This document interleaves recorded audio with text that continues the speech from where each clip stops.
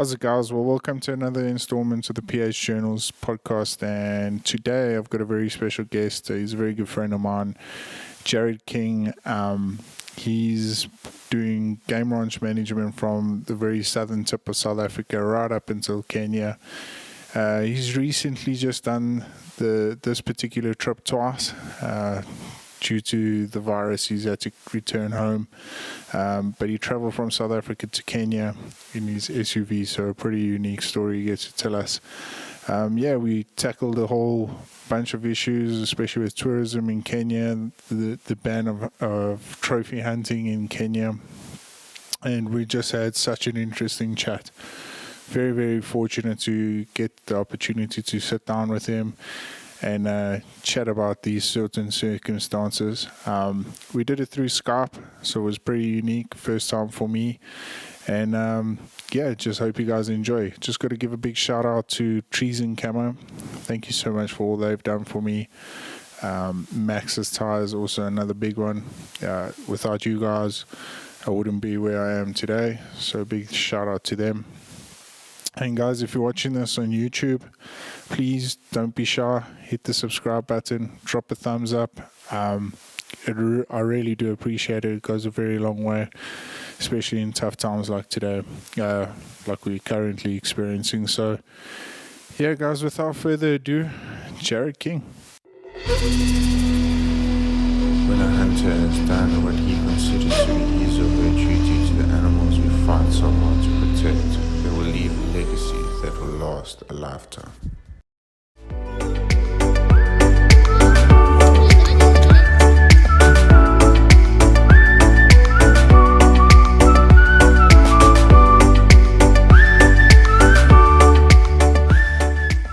We are live.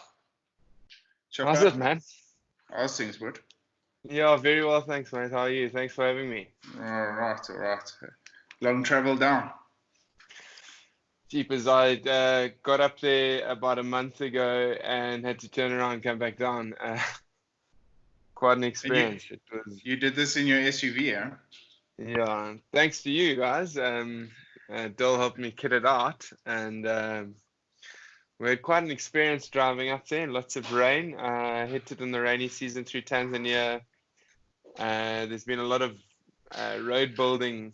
I think that I drove for about 6-7 Ks on a tarmac road where the water was coming over the bonnet. It was quite an experience, but beautiful. Very fortunate to drive up. Not many people would risk it, but perfectly safe and just an ultimate experience, and highly recommended to do it. I mean, to drive up to East Africa is just... It's always been a dream to go to Egypt. Done it halfway now. We'll have to make another plan to go a little bit further, maybe next time on the bike. How far is it? If you take it from home back in Queenstown, where we're from, it's about 5,000 Ks to camp. You've got to, once you go into Kenya, you have to go up to Nairobi to come back down the escarpment to where we live in the Mara. So it looked at about just over 5,000 Ks from Joburg, 4,800 to the Mara. You can do it very quickly, which is about 4 or 5 days, but not worth it. I'd say 7-8 days. Take your time. There's some beautiful places to stop.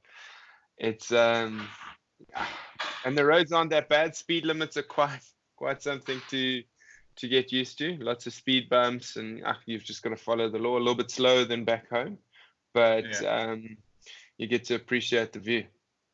Yeah, Chopper, and you didn't experience any issues with corruption, like bribery and all that sort of stuff, because a lot of folks have asked us, especially coming over to South Africa. That's one of their first questions. But you didn't experience anything like that up north.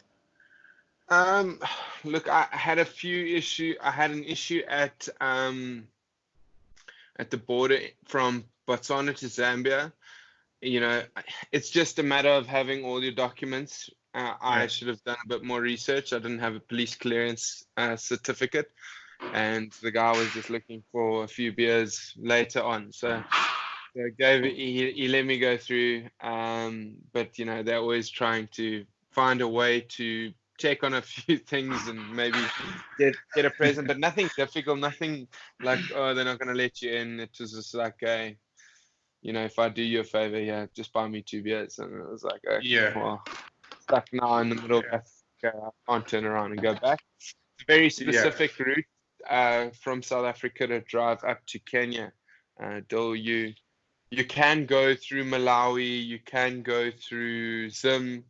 There are lots of options. I highly recommend going South Africa, Botswana, Zambia. Zambia's roads are a bit rough, so 4x4 recommended. And then Tanzania into Kenya. Malawi is probably my favorite destination in Southern Africa. If you're just looking to get away from the bush, if it's not safari or hunting, I would definitely recommend, if you just want a week out, to go to Cape Maclear on the lake and just see that. It's unreal. It's like being on a Caribbean island in the middle of Africa on this deepest freshwater lake in the world. It's incredible. Yeah.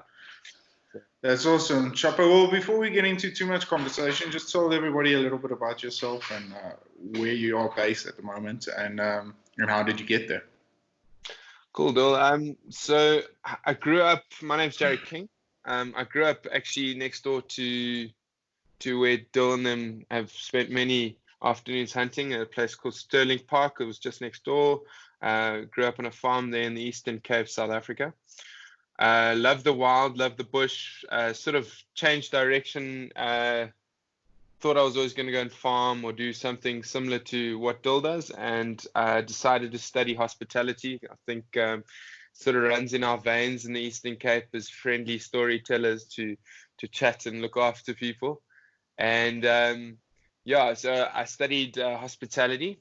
Thoroughly enjoyed it and thought maybe events was going to be the way to go. I actually decided to go into the bush, and in my sort of field, I went into photographic safaris.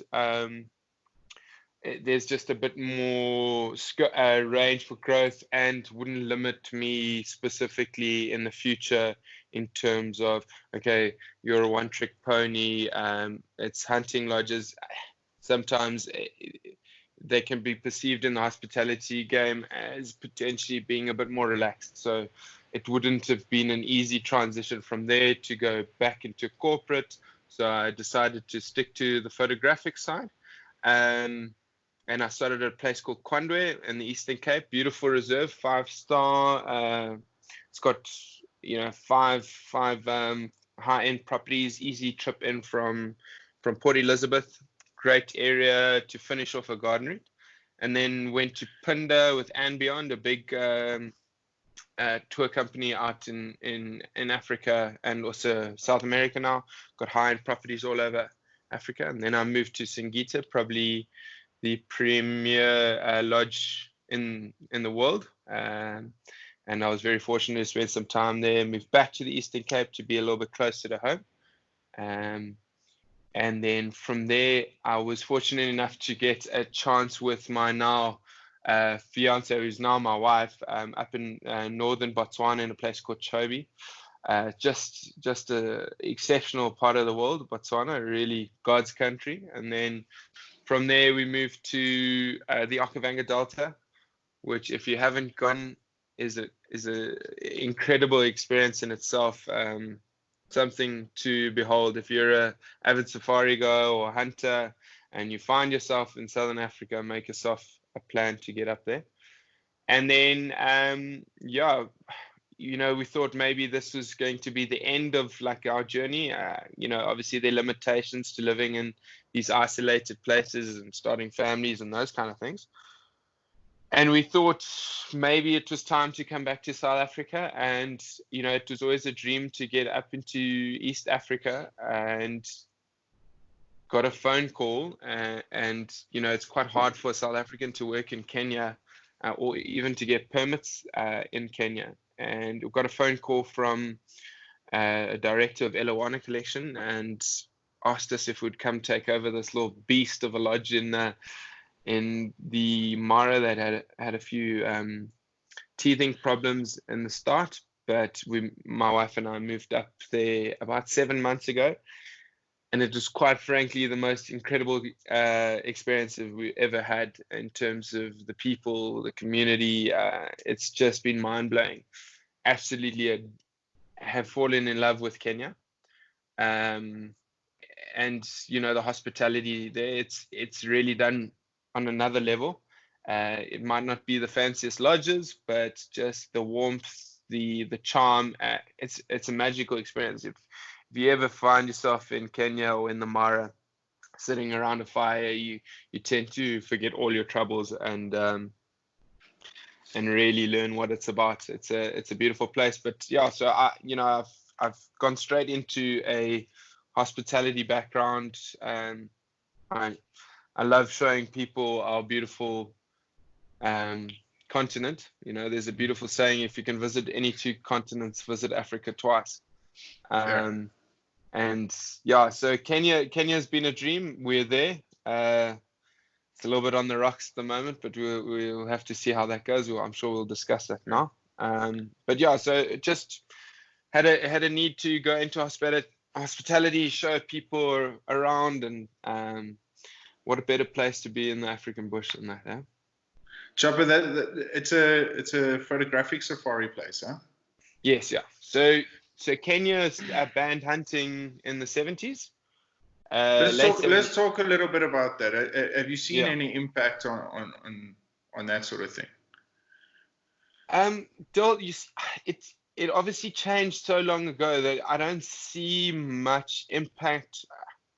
You hear stories. I mean, I have guides up in Kenya who used to walk the MASAI Park area and were attacked by lions and killed them with their bare hands, and like you just hear the vastness of the game before. I think it was completely overhunted, especially elephants. Okay. And not necessarily legally. That's the key point. I think what was wrong there was a lot of poaching, and obviously Kenya's got those big tuskers, and it was the stocks were completely depleted. You go there now, and something else has happened. Unfortunately, like if you go into the Mara, because it's become this premier game viewing experience, there's a lot of other vehicles. There's a different sort of human impact now, in terms of being in sightings with 60, 70 cars watching 5 cheetah brothers trying to hunt, or the Mara crossings. You'll find that this experience is like no place in Africa. So there are people that are going to flock to it. I think it could be controlled a little bit better, but the hunting side of things, you can see the animals are very habituated. Okay. And like there is, I would say, a big part of sort of deforestation has become a part of a lot of the areas. Where I do see the ban on hunting really affect an area, it would have been Chobe, because it was more recent in Botswana, and the elephant population is completely out of control. And this is coming from someone who's not supposed to support hunting. I completely understand the benefits of hunting, having grown up in these areas, and if it's done right, I understand it. And we are told on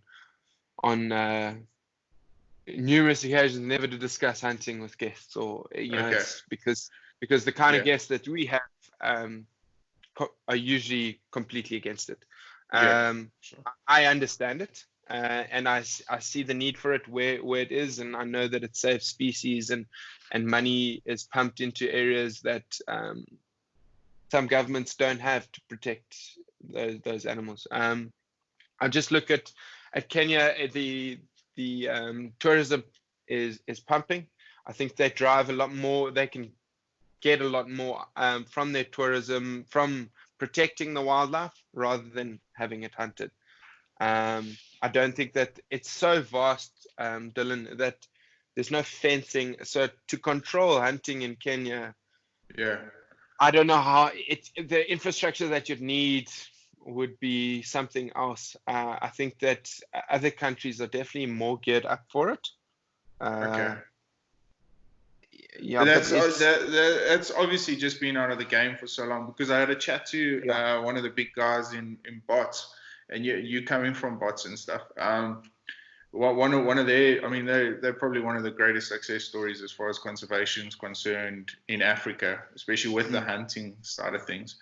They just jumped on it before it got out of control, and I think with the Kenyan government, they let it get too out of control, especially with the ivory trade back then. It was booming at that stage. But Chopper, the reason why I'm asking is for a Kenyan economy that probably relies heavily on tourism attraction, to have all its eggs in one basket. And do you guys have a seasonal thing? Like we've often discussed the Great Migration coming through and all that sort of stuff. So is it seasonal in Kenya, or is it pretty much whole year round? You know, the sad thing about this, though, it is definitely seasonal. But the amount of people that come through, I mean, you know, these Kruger National Park pales in comparison to the numbers that you see coming through the Mara. It, you know, when it does pump, it is on another sort of, I mean, you've got hotels sleeping 200, 300, hotels geared completely for Chinese guests, 300-room hotels with, you know, a complete staffing of Chinese speaking staff, obviously local. So it really pumps. Yes, I do. Like now we're seeing that we have all our eggs in one basket. Kenya does have a massive farming industry, especially roses and flowers, coffee and those kind of things. Tourism is their real prize. And, you know, like right now, the economy is taking an absolute beating with what's happening. You know what? I tried to explain. I had a meeting with all the general managers of the MASAI Mara about 3 months ago, Dylan, and we're sitting there and like, how do we get people to come out of season to the Mara? And I was like, you know, driving to this meeting, I'd seen 5 cheetah, 2 different sets of prides of lions, and a leopard walking down the road. And that's just high profiles. Elephant, just definitely. And this is an hour drive. I'm on a main road. This is not going to look. This is just driving. In the quietest and hardest time in the Mara, it is still probably 90%, better than 90% of any other place in Africa in terms of game being. But when the migration comes, you must understand that Serengeti in Tanzania, which is where the wildebeest come from, they go and drop their calves, and then they come across to the Mara for the fresh grass. So the Serengeti is probably 3 to 4 times the size of Kruger National Park. And I don't know if you know this, Kruger National Park is about twice the size of Wales, the country. So that's how big Serengeti is. And then Mara is probably 1/3 the size of Kruger. So you take all of these animals and you push them into this little concentrated part. It's ridiculous. I've never seen anything like it. I mean, I saw more kills in people must get over this idea that you see lions killing something or cheetah, like that you're going to see a kill. It's quite rare to see. Yeah. But I saw more in 2 weeks of my first 2 weeks of living there than I've seen in my entire life. And that's, you know, 10, 11 years of working in the bush at, you know, the best areas in Southern Africa. Yeah. So it can hold its own in those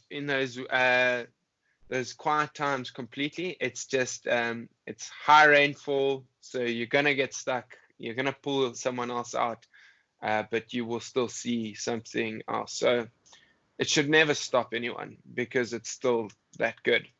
I'm yet to have a guest struggle to see anything. So, have you come up with to turn it away from seasonal? Have you guys got any other attractions there? Mount Kilimanjaro, how big is that for you guys? Does it have any effect, or are you guys quite away from that? Look, Dill, we're very fortunate as the group Elawana Collection. We have some incredible properties. We've got a number of properties in Serengeti and in Kenya, where our guests can go and visit certain areas. They can jump on what we call a sky safari and jump and do a whole circuit. You know that Kenya is not just about Mara. There's Amboseli with the massive tuskers. To go and see them is, you know, the last of the tuskers.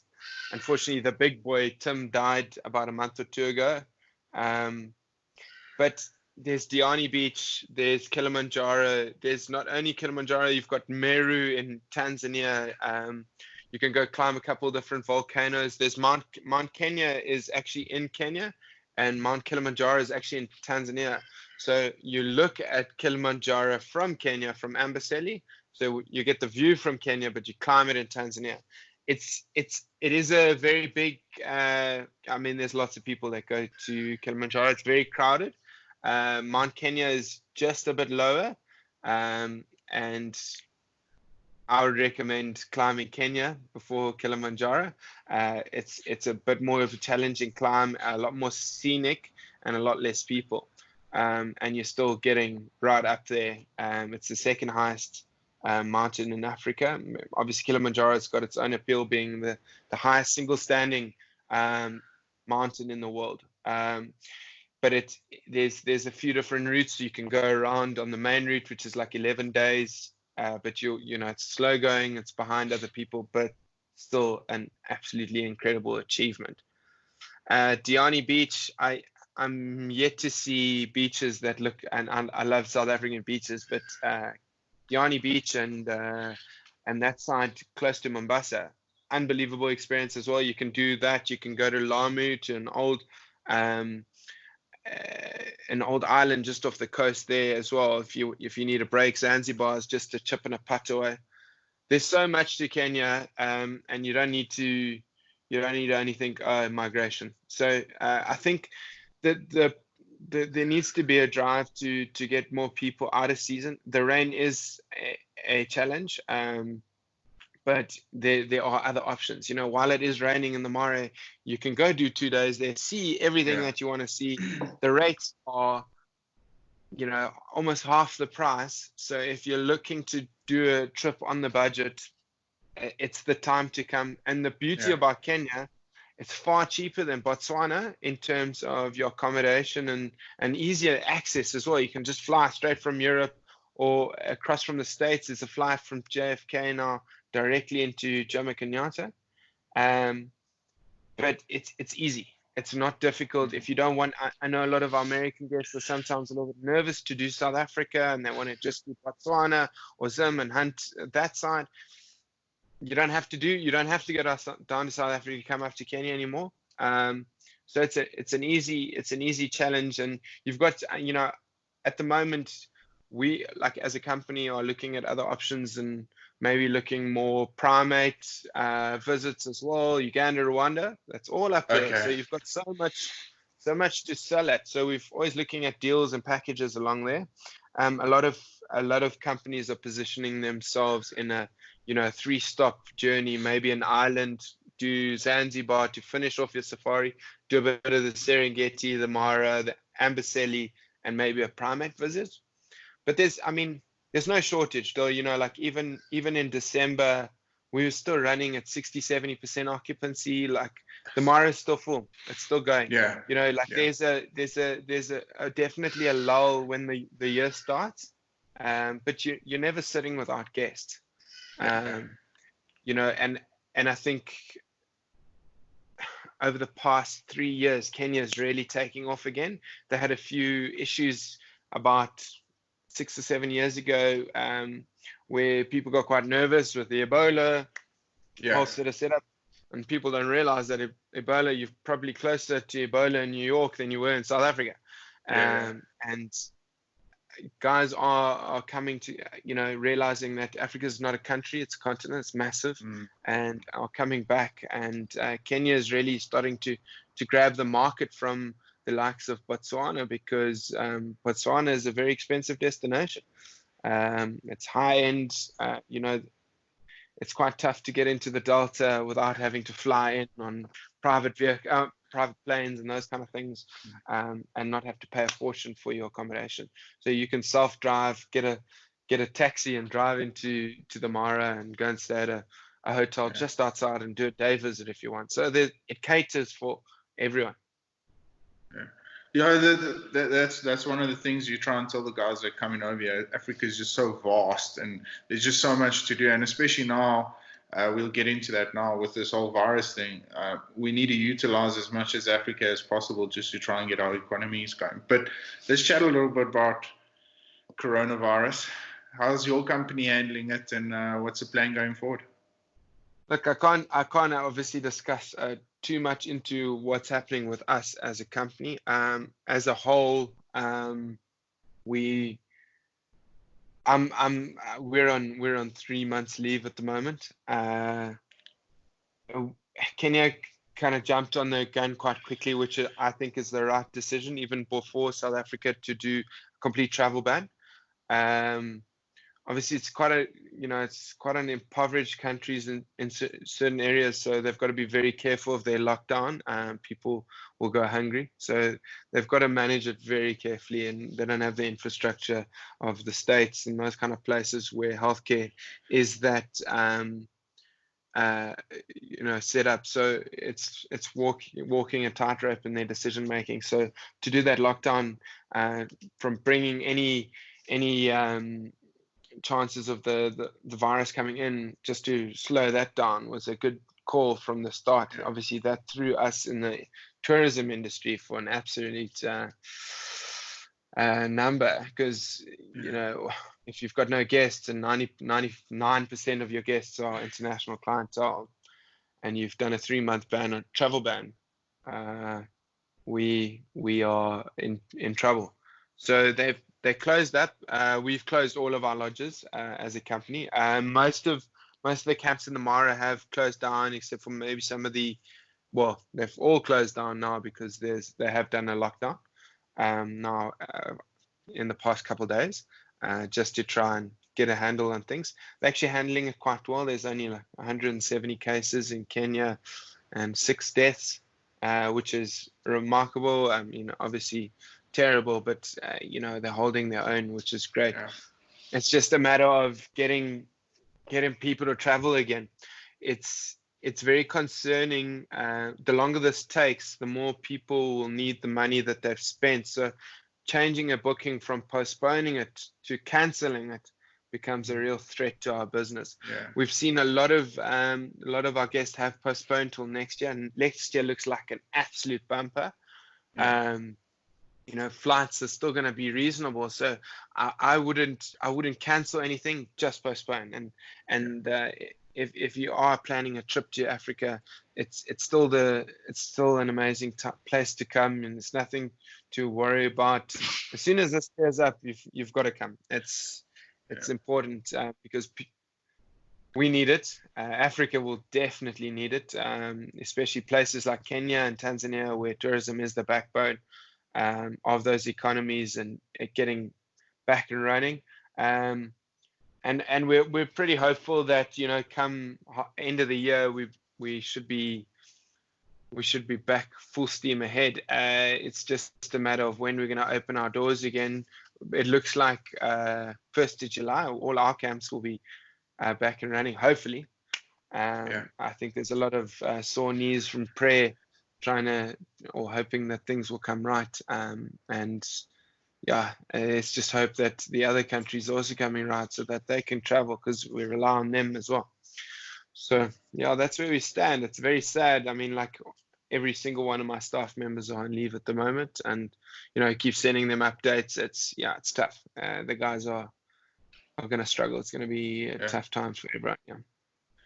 Chopper, and that was a very important thing you said there, was about don't cancel, postpone, because everyone knows the extent of everyone in the lodges and stuff. But I mean, I can only imagine for you guys. We did speak about this. You guys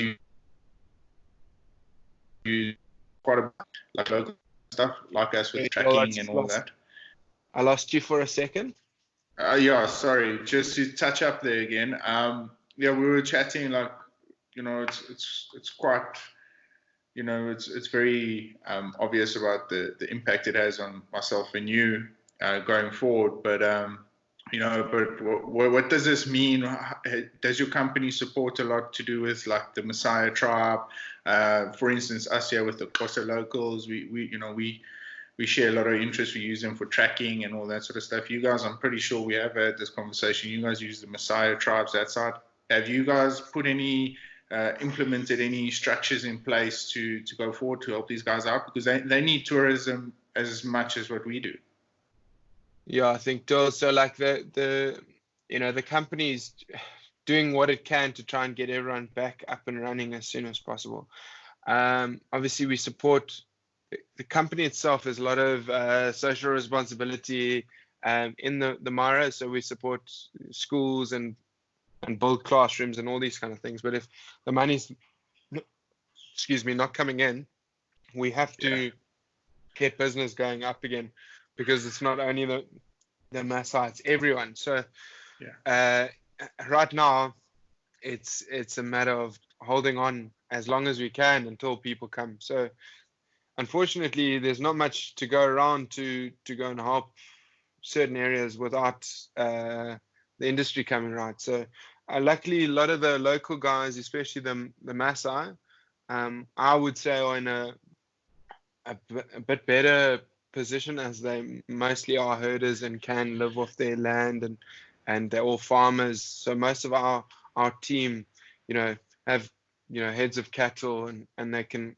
get by. It's the guys that sometimes have different sorts of skills, like the chefs that come in from Nairobi and stuff like that, who don't have anything to fall back on. And if you look at, just for interest's sake, if you look at recruitment companies have closed in hospitality, and no one is hiring. So, and if there's no restaurants or bars open, no one can do anything. And there's such a terrible knock-on effect, because suppliers, those suppliers that only purely support lodges, there's no business. So it runs so deep.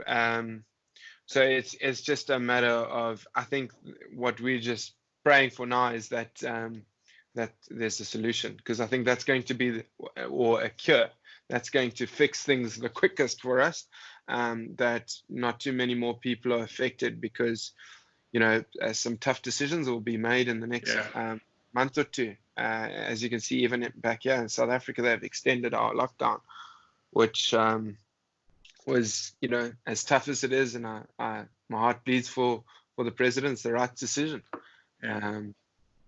The company can do what it can. I think just holding on to the staff for now will be its main aim. And then I mean, by supporting those staff, they're supporting their community as well. A lot of the people in our teams are breadwinners and those kind of things. So we just need to get by. Postpone, don't cancel. And then going forward, so being in the industry, for instance, like in South Africa, the virus has created a huge whirlwind around about us having a new beginning afterwards. So for instance, from a PH side, we would like to see a lot of the restrictions lifted. Like we had trophy imports into the UK, they banned it for a while. We would like to see those sort of restrictions started to get more relaxed, lion hunting, all that sort of stuff. And this gives us a perfect opportunity to attack those situations, because, like I said, we don't want all our eggs in one basket. We want to benefit as much as possible out of the hunting as we can, because, we're obviously going to be a little bit behind after this. For you, in Kenya, what would you like to see happening after the virus? What would you suggest going forward? Like you said, we don't want the guys to cancel, just postpone. Would you like them to move it a little bit later in season? or will they miss probably some of the best tourist attractions there in Kenya? Well, this all depends when things clear up, Dill. Because we would be so lucky if things turn sooner rather than later, because migration actually starts in July. And Okay. last year it came a little bit earlier, end of June, but tends to come a little bit later. There are some benefits of this whole thing. A lot of the land's going to recover. There's a lot less people driving around those parks doing damage to the roads and stuff like that. I think that it's actually doing wonders for the park. You can see all around the world that these little things are happening that is benefiting us. I would like to see, I'd like to see airlines come to the party as best as possible to try and get guys good rates on their change of flights and stuff like that. A lot of people have given the vouchers. A lot of airlines have offered vouchers that you are able to reuse that, but then don't increase the tariffs on the flights. People are going to be strapped for cash now. We need to try and get as many bums in beds in Kenya and in Africa, so they need to make it as easy as possible. I think visas and home affairs need to also really push that. It's not a challenge to get visas in. Just make it a little bit more seamless for travel. I think that's the key point. And we also try and I think a lot of places should also, I don't know about you guys in the hunting, but I think that we need to relook at our rates. It's always a sensitive topic. Don't hike up your rates because you haven't been earning. Rather, maybe this is the chance to drop your rates a little bit, just to get your team paid and tummies filled, and being able to offer those specials, not to be too greedy now. We need to knock where we can, and this is a time for maybe some love on your camps and fix ups and stuff like that. No one wants to spend much money, but maybe open 2 of your 3 camps and spend on the camp that needs it, and fill those beds and make sure that you're not having to run at losses at those camps. So you just got to play it smart. I think if we do open, we'll open 1 or 2 camps, and then slowly build, just to have the flag waving again. You don't want to be stuck closed too long either. You need to show that you're representing, that you're still there, so that people, when they are looking, there is availability. If maybe one country opens up, you need to be ready for it. So I think we just need to be prepared in everything that we do, and then we can move forward and start on the right foot. Chapa, are you in South Africa at the moment, in Port Alfred? No, I'm stuck in quarantine in Joburg. So I drove back in, and they told me, and I was planning to head back to Dordrecht, obviously close to where we live, back to my wife's folks' farm, which would have been ideal, but we had to self-quarantine for 14 days. So we arrived here with 2 days to spare, but then we're stuck in a flat show, and we were trying to get a special pass to get back to the Eastern Cape so we could get home yesterday, but I think people are abusing it, so there's just not any travel. So I feel like a caged wild animal, though. Coming from the bush, now I'm in a flat in the concrete jungle in the big smoke. But we're here with family, so it's not too bad. Okay. But couldn't get back to the Eastern Cape fast enough. We've got 3 months off. We're gonna be probably down in Port Alfred. We'll definitely bump into you while we're down there. Lekker, because Chopper, then just maybe to touch on a few things going forward, maybe chat a little bit more about positive stuff here.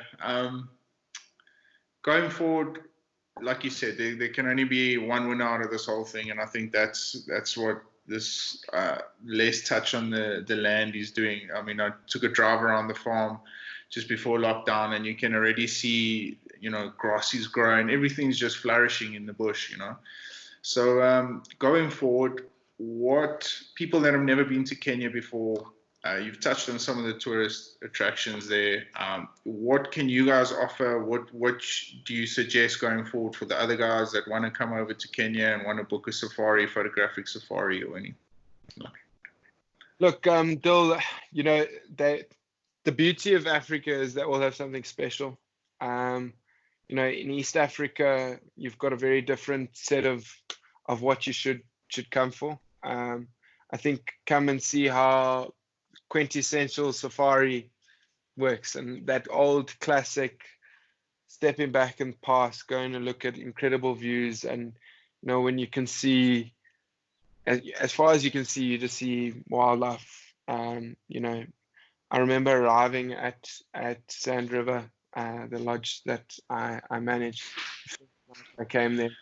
As I came over the hills, it was just a million wildebeest. As far as you can see, the green hills, the beautiful landscape is black, as far as you can see. And there's just this cacophony of sound and this sort of hum of all these wildebeest, and you see these crossings and these amazing things on TV, and I've been very fortunate to have worked in some pretty special places, really high-end properties, but just exceptional locations. But to see what you see in Kenya is nothing like it, and you never know what's going to happen, and it's truly magical. You can sit around a fire with a grumpy teenager who just wants to be on his phone, and by that night, he's fully immersed in the experience, and he's like, what's that? Like, looking for information. It's beautiful. It's like if you're really looking to get back in touch with your family, I'm sure you've probably had a guts in with your family after this lockdown, spending some time. But if you want to go, if you feel like you've been confined and you want to see something different since you've been on lockdown, wherever you are in the world, come and see Kenya, and you will see vistas and views and space like you can't believe, and it's just something else. But don't just stop there. Go to Botswana, go to the Okavango Delta, go to Victoria Falls. The falls at the moment is in the highest flood in 76 years or something. Everyone's missing it, and everyone's missing it. It's crazy. But South Africa, I mean, you've got so many things. Come and visit operators like you guys, show you a really great time at really beautiful places. I mean, it's not about where you go in Africa. It's just how many times you can come back and see how many different things. Don't ever go to the same place. Go, if you do Kenya, see it once, see as much as you can, and go to the next place. Go to Zimbabwe. Everyone's nervous of these things. You shouldn't be. There's I get into a car and I drive in all of these incredible places, and I've never had an issue. And you shouldn't be scared or nervous to come and see different parts of South Africa or Zimbabwe or Mozambique. It's just mind-blowing. So I love to sell Kenya, but it's just one small part of an incredible place. So if you want to go to Africa, just do it. Book it. Come. It's going to be really reasonable no matter where you are from in the world, in comparison to going to Europe or the States. Come here and you'll see food. Like, we're quite, South Africa, or even Africa, most of our guests who are first-time travelers to Africa will definitely come back again. I'd say 80% of those guests, if they can afford it, I would say 95% of them will come back again. People are blown away with our food, our hospitality, our wine. It's a holistic experience, and you think that you're not going to be blown away. Every other factor is the part that blows you away. Your game experience, your hunt, if it's photographic or hunting, that's going to blow you away, and that's what you're expecting. It's the other parts that will really make your trip amazing. So, I know that I don't have to sell or push anyone else in the industry in Africa, because no matter where you go, it's going to be an exceptional experience. People are going to show you a good time, and there's a genuine care, especially in Kenya, that they want to show you the best of everything. So no matter where you go, you're going to have a great time. Go to places like Namibia, go to Uganda, Rwanda. I mean, Rwanda is an exceptional experience at the moment. So, yeah, just be brave and do it. I mean, go for a hunt and then come up to visit and get close to some lions. I mean, that's the Chopper. And then a frequently asked question, especially in the hunting industry.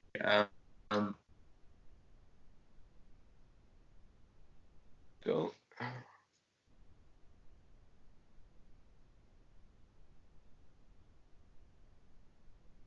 Cool. Sorry, Chopper, you there, bud? Yeah. Okay. Yeah, so one of the frequently asked questions, especially in the hunting industry, is obviously time. How much time do you guys need over there, especially having a look at the great migrations, doing all those tourist attractions, Victoria Falls, that sort of stuff? And what is the logistical map that they need to take? Do you guys collect at airports? What sort of way do you guys get from the airport to you guys? Just fill us in a little bit with that sort of stuff. Yeah, good question, Bill. Like, you know, I would always recommend going through a tour operator who books your travel in Africa. It just makes things easier. Don't try and plan it yourself. You can choose your locations. Choose your locations if you want. Your tour operators are going to know what to do. They're also going to be a backup plan if, when in Africa, something goes wrong. If something breaks down or someone was stuck and you've missed a plane, they're able to rectify that, and they've got the pool and the means to do that. Kenya, Botswana, all of these places where tourism is a major backbone in their economy, they're very set up. So like if you fly into Kenya, you can fly to any camp. Essentially, okay. You can fly to Amboseli, you jump on a small aircraft, you do a transfer, guys pick you up. So your tour operator organize all of that from like your day one, from your schedule right to the end. If you're going to spend 2 days in Amboseli, 2 days or then you go to climb Mount Kilimanjaro, you do a hop over from there. It's very different to South Africa in terms of light aircraft. It's a massive industry. So like there are, Safari Link, so many different companies that just focus around travel to specific locations like the Mara, like Meru, like Amboseli. So there's tons of places that have their own airstrips, and that's how people travel in these countries. So getting set up very easy. In terms of time and how much time you need, I would say the Mara you probably need 3 days. I'd say Amboseli 2 days. You can go to maybe do a different location within Kenya. Maybe like go do a starbeds experience where you go sleep under the stars in Meru, where the sort of stories of Born Free started, the lions, also Skopi, the really cool experiences to go and check out there. Serengeti, massive place, maybe 4 days. And then Ngorongoro Crater in Tanzania, definitely do 1 day. If you're doing Serengeti, do 1 day into the crater. It's very expensive to go in, but those are easy. Like even that transfer from Kenya to Tanzania is worth it. If you come to East Africa, do both. So I'd say give yourself 10 days. Don't, because, I get tired of hearing, I wish we had more time. I wish we had more time. Everyone always, and I'm sure even with you guys, oh man, one more day would have been better. If you're only coming once to that area, put on 1 extra day. You'll find that there are definitely places within your itinerary that you'll know are better for game viewing or a better viewing experience. Some places you're taking in different things that don't need 3 days. Like I would recommend 3 days in Mara because it is going to be the best. And you need to be like a tour operator is also going to know, Dil, that you must book that and finish with Mara. Because if you start with the Mara and then go to Lodo, or different Navasha area, whatever, you're not going to see what you saw in Mara. It's going to be quite tough to go back and view that. So, your tour operators usually know and they can organize that. But, I would recommend also an amazing experience. If you come to East Africa, do primates in Uganda, Rwanda, do Ngorongoro Crater and maybe Serengeti and then the Mara. And that's a good trip. Or maybe another location in Kenya and you drop off Serengeti. That's a cool trip. Or you just fly into Kenya or Tanzania, do a bit of safari, and then you can always do the Rovos Rail down to Victoria Falls. Go by train for a really old, authentic experience, and go and see Vic Falls, and then head into the Okavango Delta. But Zim and those areas are really special. I know for your guys' side. Are you there, Dol? Sorry, I was just saying, if you're going to go to Africa, this is how the 3 different locations I would recommend it. If you do East Africa, you must do a primate, Kenya and Tanzania, and you can do your more safari experience. If you're going on hunts and stuff like that in Zim, you should go to Vic Falls. You should do the Okavango Delta as well. Namibia is an amazing place for to go across and do some hunting, and go to Tosha if you want to add on that photographic side as well. There's so many little gems, and Botswana, you want to go to the Delta. Looks like hunting may come back into Bots in a way as well. So much to offer. The Southern African properties are so easy to tie in with the hunt, especially for you guys. It's, go and do something in SA and then pop over to Zim to do something great there in terms of hunt, and then finish with the Vic Falls.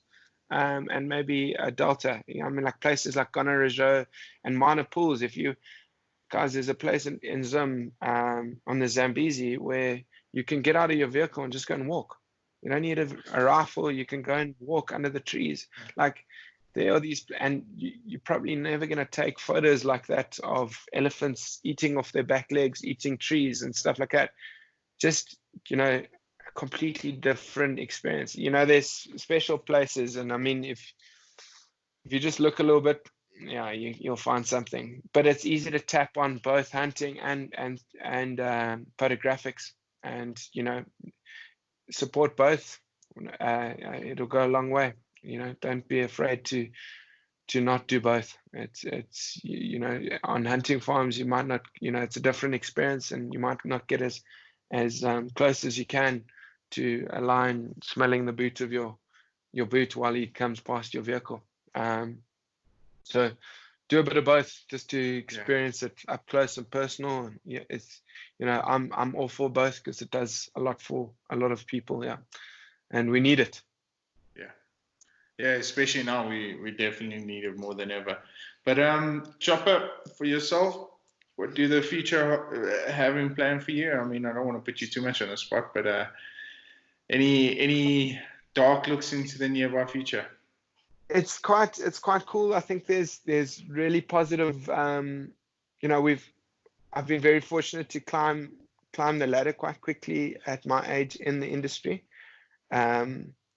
Especially with in bots and stuff like that. I took a little bit of a step back now to where I am, but there's already talk of looking after a number of camps and potential growth. So I'm very positive for that. It's just a matter of if and when. I love Kenya. I love the people. I mean, my team phone me all the time and send videos, and we miss them very much, my wife and I. But home is South Africa. We will come back to South Africa. We've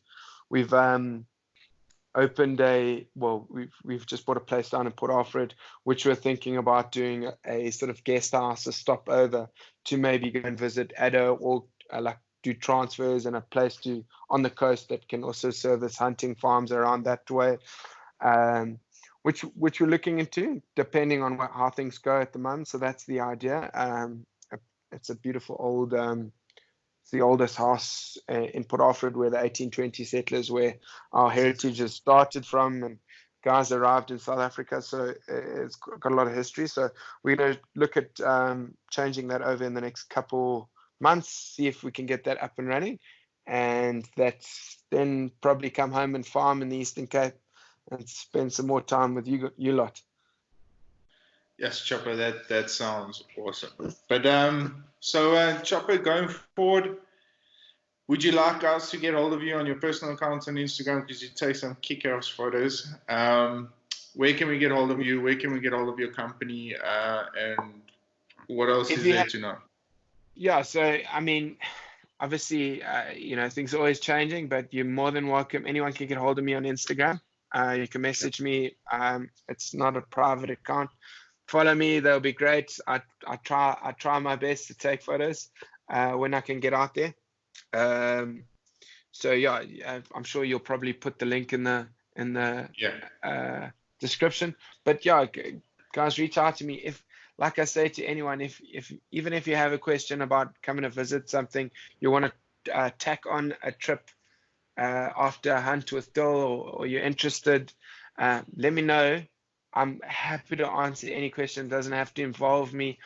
I'll put you in the direction that what you're looking for. Like, I just want you to visit Africa, because once I know the bug is bitten, you'll be back. So if I can offer any advice, please don't hesitate to get hold of me. I look forward to hearing from any of you, and please make use of Dill and enjoy this. I mean, like, I'm sure he'll show you an incredible time.